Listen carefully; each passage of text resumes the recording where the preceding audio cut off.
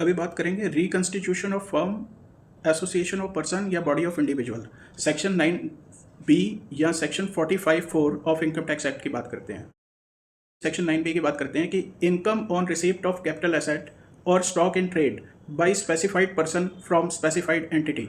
Specified entity का मतलब है फर्म, एसोसिएशन ऑफ पर्सन या बॉडी ऑफ इंडिविजुअल, और स्पेसिफाइड पर्सन का मतलब है कि फर्म के केस में जैसे पार्टनर हो गया, एसोसिएशन और बॉडी ऑफ इंडिविजुअल के केस में उसका मेंबर हो गया। ठीक है, तो वेयर ए स्पेसिफाइड पर्सन, अब हम इसी केस में इसको मान लेते हैं कि partner of a firm receive during the previous year any capital asset और stock in trade, capital asset और स्टॉक इन ट्रेड और both from a specified entity, for example firm, in connection with the dissolution or reconstitution of such specified entity, then the specified entity shall be deemed to have transferred such capital asset or stock in trade or both, as the case may be, to the specified person in the year in which such capital asset or stock in trade or both are received by specified person।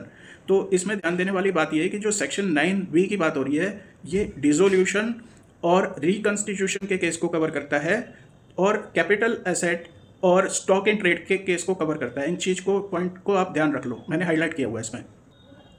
अब section 9B में आगे पढ़ते हैं कि income on receipt of capital asset और stock in trade by specified person from specified entity का case कर रहे हैं कि any profit and gains arising from such deemed transfer of capital asset और स्टॉक इन ट्रेड और both as the case may be by the specified entity shall be deemed to be the income of such specified entity of the previous year in which such capital asset or stock in trade or both were received by the specified person। जिस साल specified person यानी कि partner या member receive करेगा उस साल ये taxable होगी।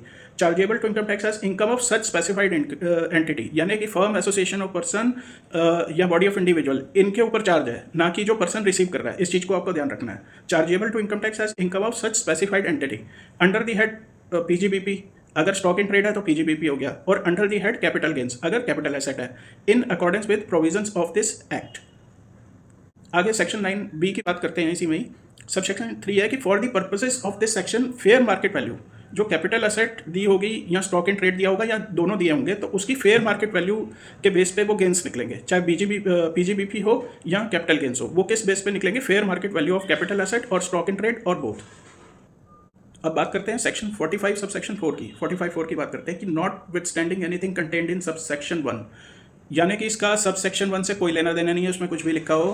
ठीक है, where a specified person, same वही डेफिनेशन 45(4) में लगेगी जो सेक्शन 9B में यूज हुई है स्पेसिफाइड पर्सन की और स्पेसिफाइड एंटिटी की। Where a specified person receives during the previous year any money और कैपिटल एसेट और बोथ। अब यहाँ पे बात हो रही है कैपिटल एसेट और मनी की, वहाँ बात हुई थी 9B में कैपिटल एसेट और स्टॉक इन ट्रेड की, यहाँ पे मनी और कैपिटल एसेट की बात हो रही है। और both from a specified entity in connection with the reconstitution of such specified entity, यहाँ पे बात हो रही है रिकॉन्स्टिट्यूशन की, जबकि 9B डिसोल्यूशन भी कवर करता था, लेकिन जो 45(4) है सिर्फ रिकॉन्स्टिट्यूशन को कवर कर रहा है।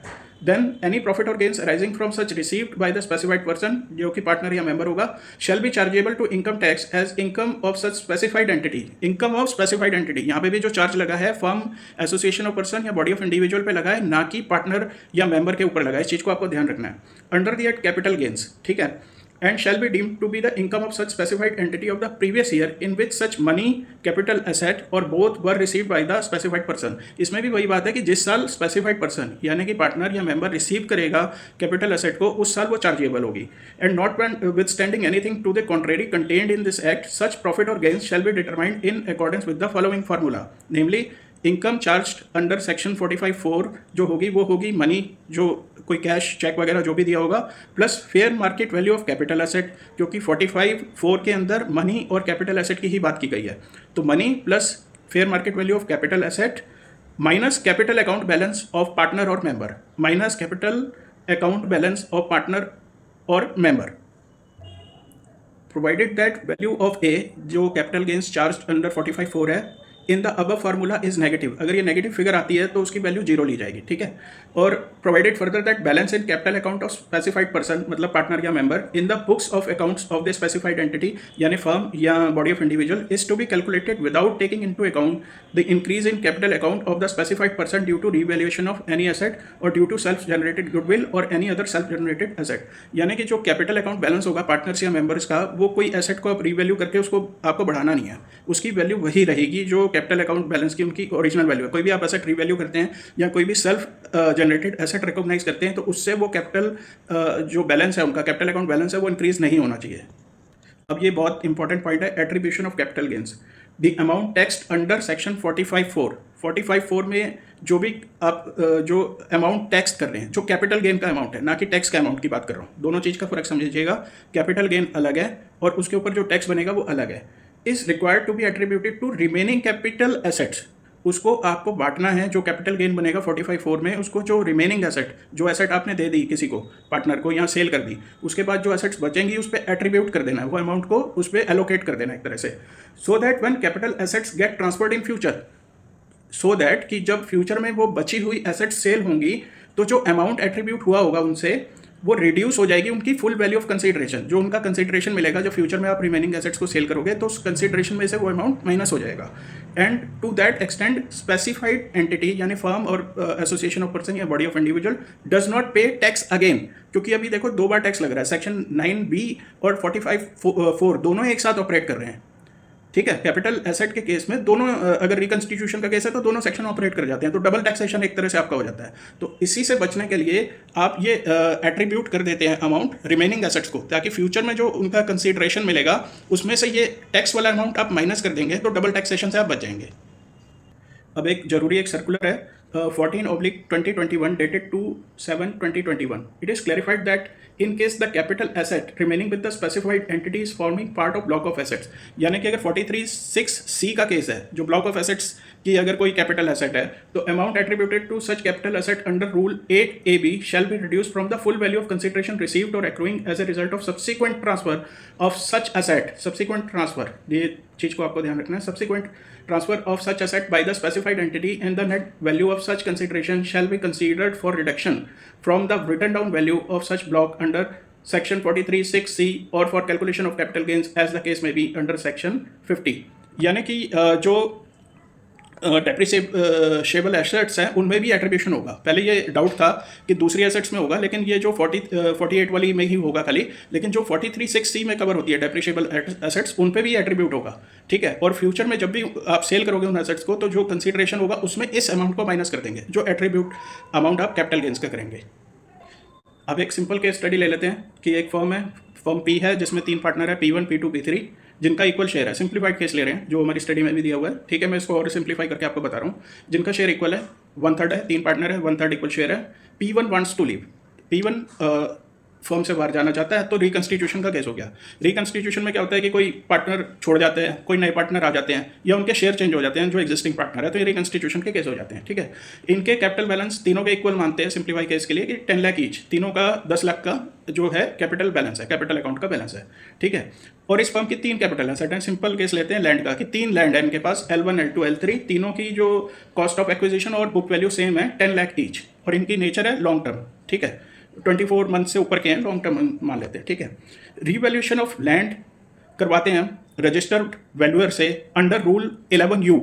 जो भी रिवैल्यूएशन आप कराएंगे वो रजिस्टर्ड वैल्यूअर करेगा, अंडर रूल 11U करेगा। इनके रिवैल्यूएशन हम करवाते हैं उस पार्टनर के जाने के टाइम पे, ताकि देख सके कि उसका कितना हिस्सा बन रहा है।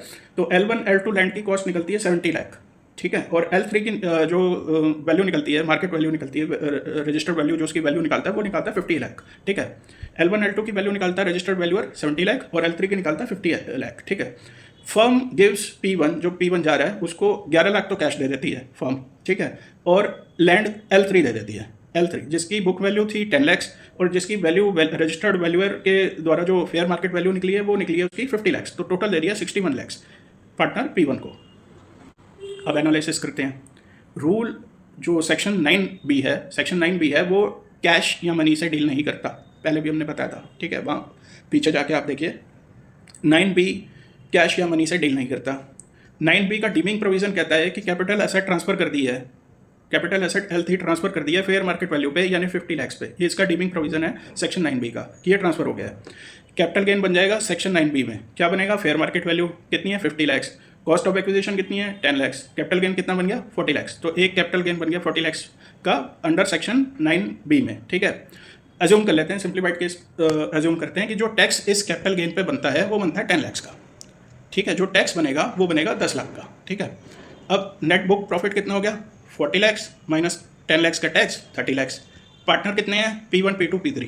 ठीक है, अभी P1 गया नहीं है क्योंकि मतलब अभी भी पार्टनर है, उसको P1 को जो है लैंड हम दे रहे हैं L3, लेकिन उससे एक प्रॉफिट हो गया। ठीक है, तो प्रॉफिट हुआ 30 लाख का। ये तीनों पार्टनर में उसका भी हिस्सा है, तो उसको मिल गया 10 लाख। तो अब उसका जो बुक वैल्यू जो हो गई कैपिटल की, वो कितनी हो गई? 10 लाख पहले था और 10 लाख ये प्रॉफिट मिल गया, 20 लाख हो गया। अब उसको मिला क्या? कैश मिला और कैपिटल एसेट मिली। ठीक है, टोटल हो गया उसको 61 लाख का। 11 लाख का कैश प्लस 50 लाख का लैंड दे दिया, तो टोटल हो गया 61 लाख का। ठीक है, अब इनकम चार्ज अंडर 45(4) में कितना हो गया? 61 माइनस 20, यानी 41 लाख का आपका 45(4) के अंदर आपका इनकम चार्ज हो गई। ठीक है, अब on account of clause 3 of section 48 read with rule 8AB, this 41 lakhs is to be attributed to the remaining assets of the firm. ये जो अमाउंट है 41 लाख का, ये बाकी जो अब एसेट बच गई हैं, जो ट्रांसफर के बाद जो एसेट्स बच गई हैं, उसको एट्रीब्यूट करना पड़ेगा हमें। रिमेनिंग एसेट क्या बची है हमारे पास? L1 और L2, क्योंकि L3 हमने दे दी किसको? पार्टनर को, P1 को। Increase in value of L1 L2 कितना इनका इंक्रीज हुआ है? 60 लाख ईच हुआ है। ठीक है, सो इक्वल प्रोपोर्शन में दोनों का इंक्रीज हुआ है। रजिस्टर्ड वैल्यूअर से जब हमने रूल 11U में उनका रजिस्टर्ड वैल्यूअर से वैल्यूएशन करवाया, तो जो दोनों में इंक्रीज हुआ है, हमने बहुत सिंप्लीफाइड केस लिया है, तो इक्वल प्रोपोर्शन में हुआ है। ध्यान रखना, प्रोपोर्शन अलग हो जैसे, तो उसी प्रोपोर्शन में हमें ये जो 45(4) का कैपिटल गेंस है उसको एट्रीब्यूट करना है। तो यहाँ पे इक्वल प्रोपोर्शन में हुआ है, तो हम इक्वल प्रोपोर्शन में L1 L2 को जो 45(4) का अमाउंट है वो एट्रीब्यूट कर देंगे। तो 20.5 lakh each for L1 and L2 attribute होगा। और कुछ और एडिशनल कमेंट है कि जैसे लैंड पर डेप्रिसिएशन नहीं होगा, आपको ध्यान रखना है। और इन केस कोई डेप्रिसिएबल एसेट है, फॉर एग्जांपल 43(6)(c) की है, तो जहाँ पे डेप्रिसिएबल एसेट भी है, तो ये जो भी रिवैल्यूएशन होगा, जैसे पार्टनर के जाने के टाइम या आने के टाइम कुछ रिवैल्यूएशन करवाते हैं, तो इस पर एडिशनल अमाउंट पे डेप्रिसिएशन नहीं मिलेगा आपको। कोई सेल्फ जनरेटेड एसेट होगी तो उस पर भी डेप्रिसिएशन नहीं मिलेगा, क्योंकि उसकी एक्चुअल कॉस्ट 0 होगी। ठीक है, तो ये चीज़ का ध्यान रखना है कि कुछ भी एडिशनल वैल्यूएशन हुआ है तो उस पर आपको डेप्रिसिएशन अलग से कंप्यूट नहीं करना है, उसका डेप्रिसिएशन कंप्यूट आपको नहीं करना है। ये चीज़ का आपको खास ध्यान रखना है।